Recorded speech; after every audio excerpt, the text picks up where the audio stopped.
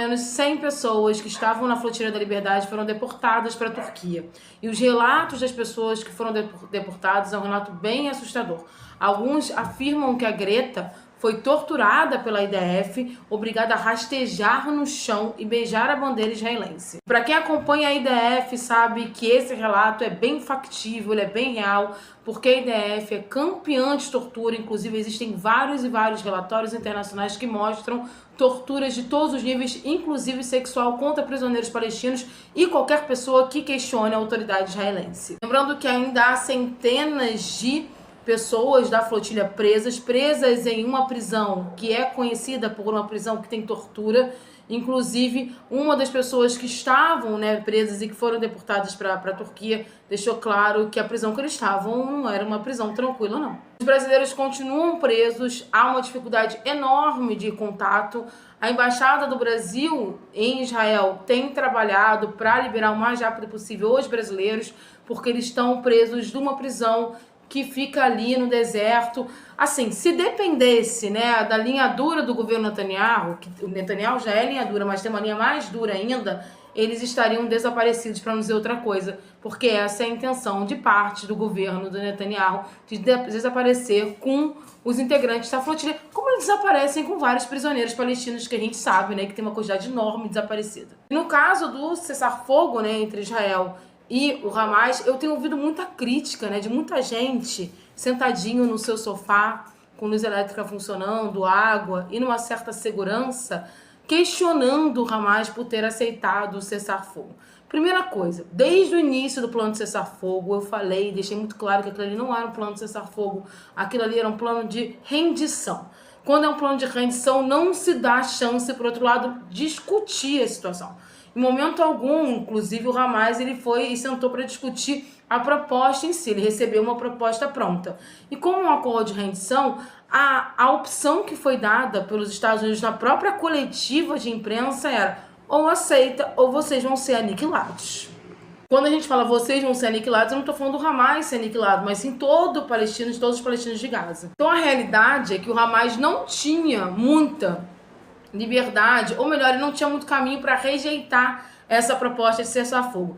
E ainda teve uma pressão muito grande dos países árabes muçulmanos para aceitar essa proposta. Porém, os países árabes muçulmanos denunciaram que a proposta que chegou para o Hamas não é bem a proposta que o Netanyahu assinou na Casa Branca. E eu já comentei isso, a fala na coletiva é completamente diferente do que está escrito naquele primeiro esboço que foi liberado para a Casa Branca, que já mudou. O Hamas ele aceitou parcialmente o acordo de cessar-fogo, ele apresentou uma contraproposta nesse acordo e aparentemente o Trump aceitou a contraproposta. O Netanyahu, não. Mas parece que o Netanyahu também não tem muito espaço para negar a situação, não. Tanto que a imprensa israelense estava ventilando ontem que o Netanyahu, a imprensa israelense mais pró-genocídio, falando que Israel foi vendida em nome do Prêmio Nobel da Paz. Essa é a fala deles. Então, não tem ninguém insatisfeito nessa história. Essa que é a realidade. Mas o objetivo, e a gente tem que ter muito claro isso, é a solução da situação dos palestinos, pelo menos de forma imediata. Inclusive, parte do gabinete do governo Netanyahu, que é a parte mais extremista, que é essa também, que falou que por eles não devolveriam ninguém da flotilha, disse que se Israel tiver que sair de Gaza, eles abandonam o governo. É uma ameaça ao Netanyahu, porque o Hamas deixou bem claro que Israel tem que sair de Gaza. E os países árabes muçulmanos também deixaram bem claro isso. No primeiro esboço apresentado pela Casa Branca, dizia que Israel sairia de Gaza. Mas depois do outro acordo feito a portas fechadas com Israel, o processo de transição seria justamente com Israel em Gaza, que é o que o Hamas não quer e o que os países árabes muçulmanos também não querem. Eles querem o fim da ocupação de Israel no território de Gaza. Então, aparentemente, o Netanyahu teria que aceitar isso. O Trump ordenou literalmente, porque é o chefe ali do Netanyahu. Eu sei que muita gente fala assim, Israel manda nos Estados Unidos. Não, quem manda em Israel é os Estados Unidos. Israel é interessantíssima para os Estados Unidos ali naquela região, porque ela é responsável pelas guerras de procuração americanas na região.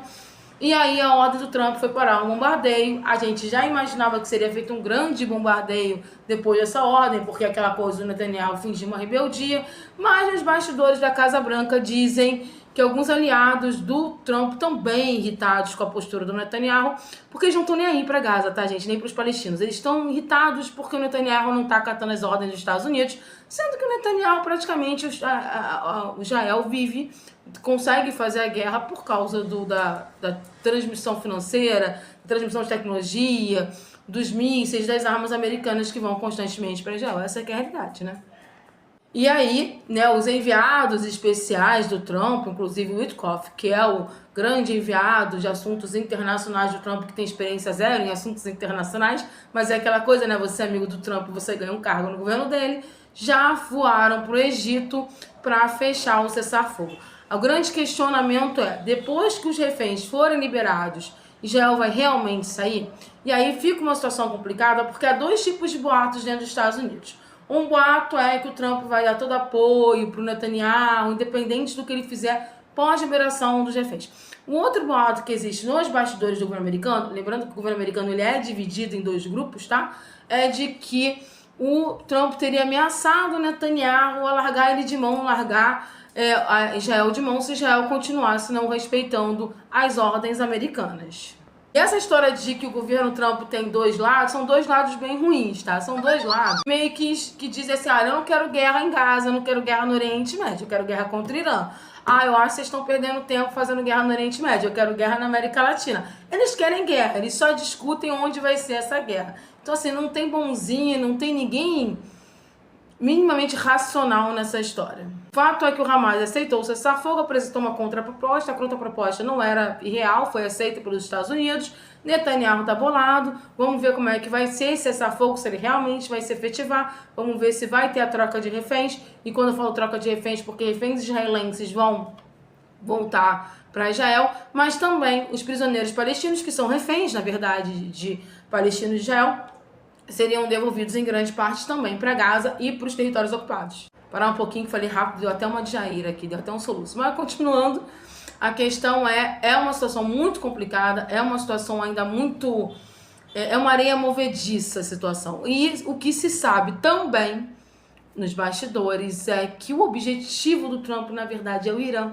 E eu já venho falando isso há muito tempo, tanto que quando explodiu a primeira guerra ali, Israel e Irã esse ano, para mim não foi nenhuma surpresa, porque já vinha desde o processo eleitoral americano o Trump falando que tinha que destruir o Irã, e parece que os Estados Unidos estão de novo com esse intuito, porque a realidade é que, apesar da guerra ter sido muito feroz entre Israel e Irã, um barulho forte, foi muito feroz entre Israel e Irã, não destruiu o Irã, não destruiu a estrutura nuclear do Irã e não fez o estrago que eles imaginavam, que colocasse o Irã numa situação de total inoperância. Então essas são mais ou menos as atualizações que a gente tem ali do Oriente Médio e da situação da flotilha.